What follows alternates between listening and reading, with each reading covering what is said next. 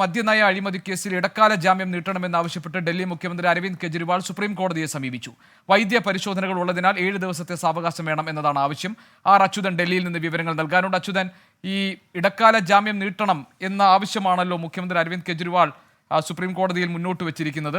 എന്തൊക്കെയാണ് അതിന് കാരണമായി പറഞ്ഞിരിക്കുന്നത്? അദ്ദേഹത്തിന് ഈ തെരഞ്ഞെടുപ്പിന്റെ ഘട്ടം കഴിഞ്ഞാൽ അദ്ദേഹത്തിന് തിരികെ പോകാനുള്ളതാണല്ലോ. എന്താണ് വിശദാംശങ്ങൾ?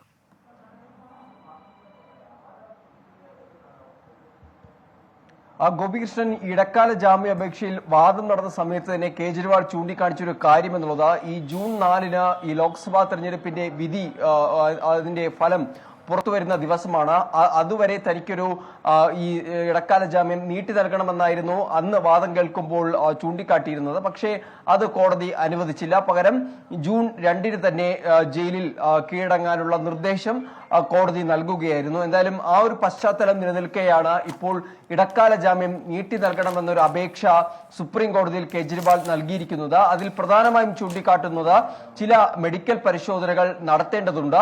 അതിനായാണ് താൻ ഈ ആവശ്യം മുന്നോട്ട് വയ്ക്കുന്നത് എന്നുള്ളതാണ് ചൂണ്ടിക്കാട്ടിയിരിക്കുന്നത്. 7 ദിവസത്തെ സാവകാശമാണ് ഹർജിയിലൂടെ കേജ്രിവാൾ ഇപ്പോൾ സുപ്രീം കോടതിയെ അറിയിച്ചിരിക്കുന്നത്. പക്ഷേ കോടതിയുടെ ഭാഗത്ത് നിന്ന് ഈ തരത്തിലുള്ള നടപടി ഇതുമായി ബന്ധപ്പെട്ടുണ്ടാകുമെന്നുള്ളത് ഈ ഹർജി, ഈ അപേക്ഷ പരിഗണിക്കുമ്പോൾ മാത്രമേ അറിയുവാൻ കഴിയൂ. നിലവിൽ ഇത്തരം കാരണങ്ങൾ മെഡിക്കൽ ആരോഗ്യപരമായിട്ടുള്ള കാരണങ്ങൾ ചൂണ്ടിക്കാട്ടിയാണ് ഈ ഇടക്കാല ജാമ്യം നീട്ടി നൽകണമെന്നൊരു ആവശ്യം കേജ്രിവാൾ ഇപ്പോൾ മുൻപോട്ട് വച്ചിരിക്കുന്നത്.